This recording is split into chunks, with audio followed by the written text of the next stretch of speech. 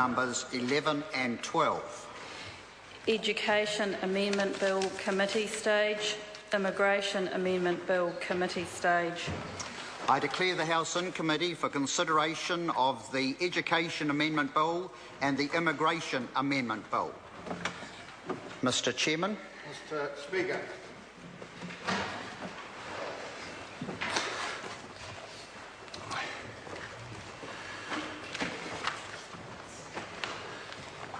The House and Committee for further consideration of the Education Amendment Bill and consideration of the Immigration Amendment Bill. Members, when the committee was last considering the Education Amendment Bill, we were debating clauses 1 to 3 and Tracy Martin had the call. She has approximately 4 minutes remaining. Tracy Martin. Talofa, Mr. Speaker, Mr. Chair, thank you very much. As I was saying last night before we went to the break, I wanted to make sure that we understood that any conversation around the development of policy or procedures by the Ministry of Education with stakeholders must include the boards of trustees. It is the boards of trustees who hold the discipline hearings. The principals of all schools, and this is something that is not well known to most people because most people don't end up in front of a board of trustees for a discipline hearing.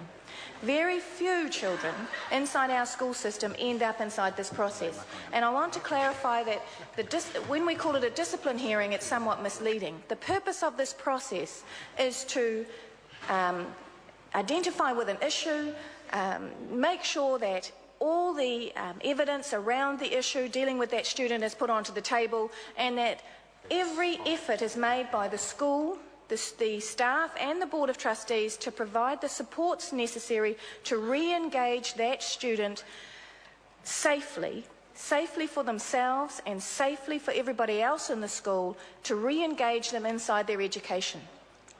So it is the Boards of Trustees at the end of the day that have the power under current legislation to implement random drug testing, for example. And random drug testing was one of the ability to take bodily samples, e.g. urine tests, was one of the conversations that we had, and this goes to the commencement clause. This goes to the reason why very clear guidelines need to be worked out prior to the commencement of these clauses with all stakeholders, and one of those major stakeholders, if not the major stakeholder, are the Boards of Trustees.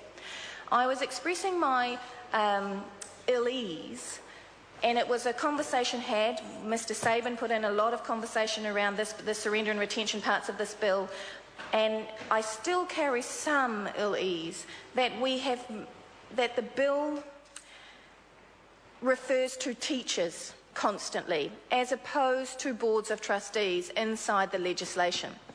Because while the teachers are on the front line, and there is an aspect of this bill that has been put into place to keep them safe, just as they've been put into place to keep students safe, the boards of trustees are actually the people who set those governance rules, who create those policies and then delegate down authorities to implement those policies to staff through senior management.